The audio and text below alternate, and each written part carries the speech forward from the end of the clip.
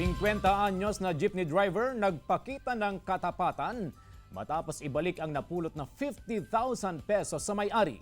Silipin yan sa report ni Claire Lacanilaw.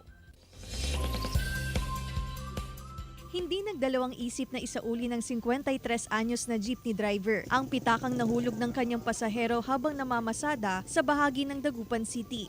Sir Bert, ma'am, sumakay sila sa Pulay dito sa may driver side. Nung pagbaba pala nila, hindi ko man po napansin na nahulog yung wallet nila dito sa may driver side, sa may upuan. May pumara na paseros po na sumakay.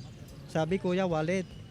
Eh di kinuha ko ma'am yung wallet. Kahit nangangailangan ng pera para sa kaarawan ng anak, hindi umano nag-atubili si Herminio na ibalik ang pitaka sa lalong madaling panahon. Sa tulong ng kanyang anak, agad na tinawagan ng contact number na nasa loob ng pitaka. Di po ng anak ko ay wala din akong pera. Ay sabi ko, hindi pwedeng kwanto talagang isasauli ko sa may-ari.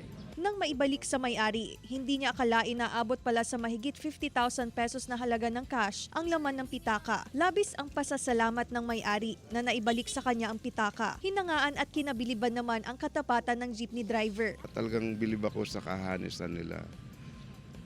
Lalo na pati yung anak niya hindi nag-interest at nagpunta sila sa bahay ora mismo. Para kay Herminio, maituturing umano niyang yaman ang pagiging matapat at parating gawin kung ano ang tama at nararapat. Claire Lacanilaw para sa Mornings with Jimmy Regional TV.